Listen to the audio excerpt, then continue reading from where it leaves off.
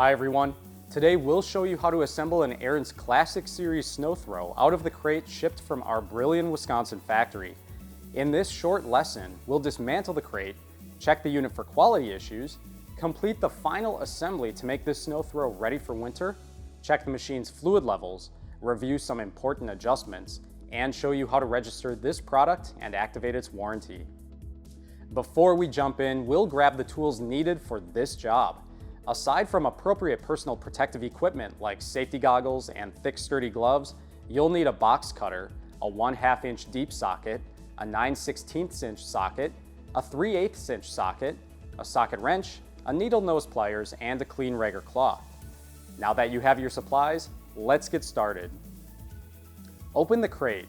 If the crate is closed with staples, we recommend removing the staples to help you avoid scratching yourself on the staple ends. Locate the setup guide included with this unit. These assembly instructions are usually on or inside the discharge chute and can be used to follow along with the steps we're covering in this video. Remove the discharge chute, the chute rotation rod, and the shift rod and set these parts aside. If the literature pack is also loose in the crate, you can remove that as well. After all loose parts are out of the crate, remove the cardboard inserts. To remove the insert on top of the housing, you'll first need to remove the cleanout tool. Just remember to reinstall it when you're finished. Carefully cut the crate's corners to collapse the crate's walls, then cut the walls away from the base. Be sure to keep your blade away from the unit as you cut the crate. Now that you can see the unit, visually inspect it for quality issues. If something doesn't look right or if you realize parts are missing, contact the Ariens dealer or retailer where you purchased your unit from. But if everything looks a-okay, we'll start our assembly. Remove the packaging from around the unit, including from around the handles so the clutch levers release from their engaged positions. If you don't remove the packaging from around the clutch levers and handles, you won't be able to raise the handlebars from their shipping position. Loosen the handlebar hardware, raise the handlebars, and retighten the hardware. Just don't tighten it so much that you crush the handlebar tubes. After the hardware is tight, check that the handles are secure. If present, cut the cable tie holding the speed selector lever in place. Cut the cable tie securing the hairpins to the shift rod that you removed from the crate earlier. Insert the top of the shift rod through the lever under the control panel and secure it with one of the hairpins removed earlier. Insert the adjustment barrel on the other end of the shift rod through the shift arm and secure with the remaining hairpin. Remove the hardware from the chute pedestal mounting bracket and place the chute assembly over the opening in the housing.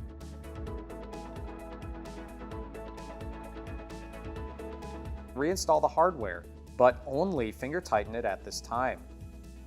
You'll want to leave the chute pedestal somewhat loose so the chute has flexibility when installing the chute rotation rod in the following steps. Remove the gear cover from the chute pedestal, then remove the spring clip from the actuation gear. From behind the control panel, insert the chute rotation rod through the bushing and into the chute gears.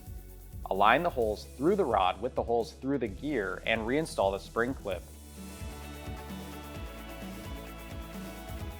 Reinstall the chute gear cover and tighten the chute mounting hardware at the base of the chute pedestal.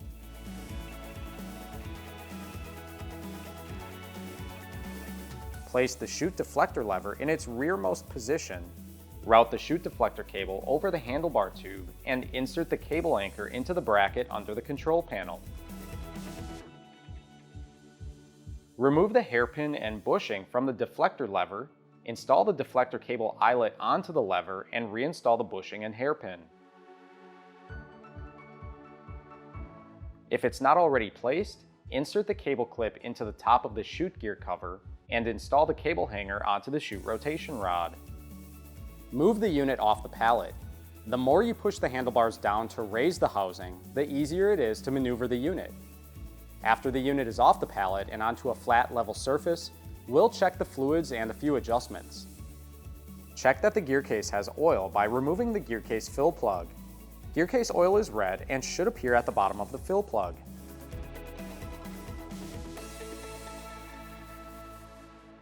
Check the engine oil. Remove the dipstick, wipe it clean, and reinstall it.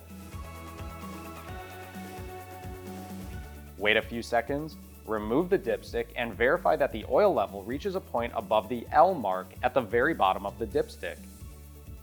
If the oil level is too low or too high, you can simply add or drain as needed. You can refer to the engine manual supplied in this unit's literature pack for oil specifications. If the oil level is adequate, reinstall the dipstick and tighten it. After that, we'll check a few adjustments to ensure they're within spec. Place a 1/8 inch thick spacer, like a paint stir stick, under each end of the Sno-Thro housing. Loosen the skid shoe hardware on both sides so the skid shoes are level with the surface you're working on, and retighten the hardware. Engage each clutch lever to check cable tension. When engaged, each cable should have adequate tension, but if there's slack, tighten the cables according to the instructions in the operator's manual. Finally, check the tire pressures. Ensure they're within the range listed on the tire sidewall and that they're equal. If the literature pack is hanging off the handlebars, you can remove it and check that it includes the operator's manual, engine manual, and a copy of the product identification tags. If the engine keys aren't in the literature pack, you can find them tied to the recoil starter handle on the engine. Going back to those product identification numbers, you'll need to know your unit's 6-digit model number and the 6-digit serial number to register your product and activate its warranty. If you didn't find your product's model and serial numbers in the literature pack, you can find them on the tamper-proof decal adhered to the unit's frame. To register your Sno-Thro, log on to Ariens.com, click Register a Product, enter your information, and click Submit. Hopefully you found this video helpful, but if you couldn't successfully assemble your Ariens Sno-Thro, contact your nearest Ariens dealer using the dealer locator tool online at Ariens.com. Our dealers are an extension of our team and can assist with product questions, service, and warranty administration. Additionally, they stock parts and accessories like snow cabs, replacement shear bolts, important oils and lubricants, SnoJet nonstick spray, and more. If you prefer online shopping, you can order these items at parts.ariens.com. Thanks for following along today. We'll hopefully see you again soon, but until then, thanks for being part of the Ariens family, and happy winter.